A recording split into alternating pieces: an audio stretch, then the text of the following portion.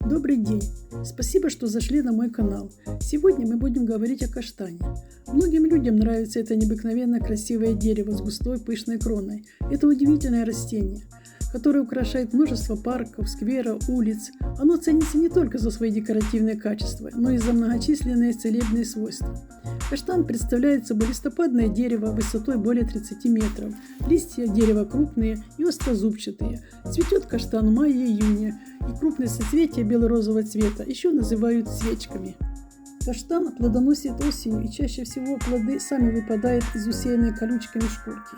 Известно 10 видов каштана. У нас наиболее распространен конский каштан, плоды которого несъедобны.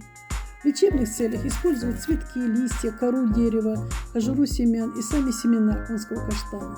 Конский каштан не употребляют в пищу, но используют его для изготовления настоев, отваров.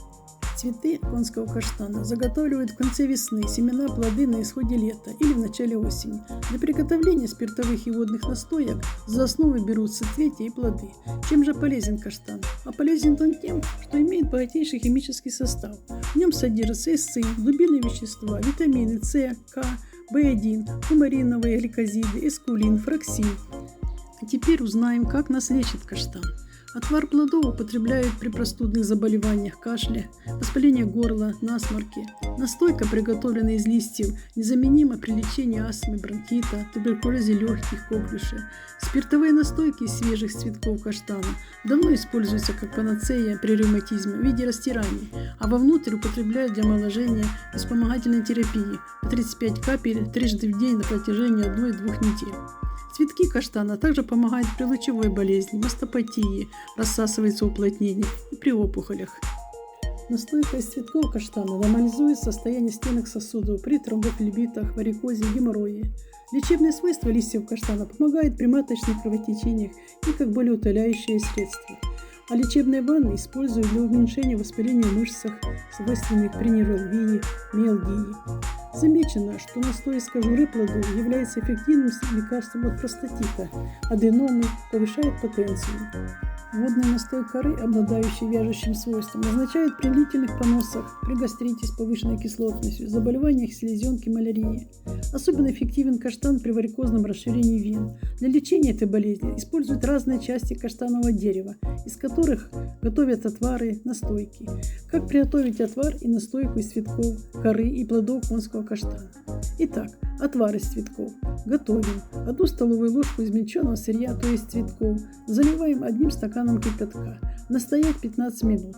Принимать по 1 стакану 2-3 раза в день. Курс 2-3 недели. Отвар из коры каштана. Готовится отвар просто.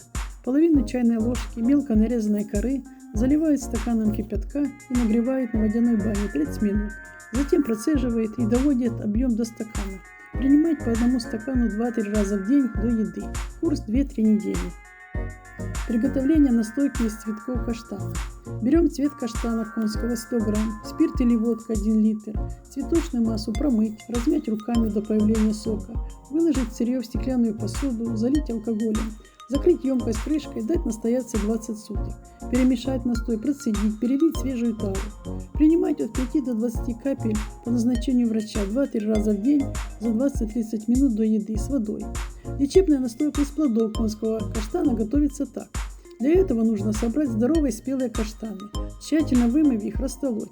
На 0,5 литра водки потребуется 0,5 кг каштана. Настаивают 20 суток. Настойку принимают по 30 капель 3 раза в день до еды в течение 3 недель. Через полгода курс повторяют. Перед употреблением настойки рекомендуется развести ее водой в разных пропорциях.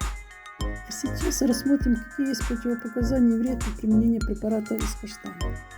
При пониженном давлении не стоит применять каштан, так как он способствует понижению давления.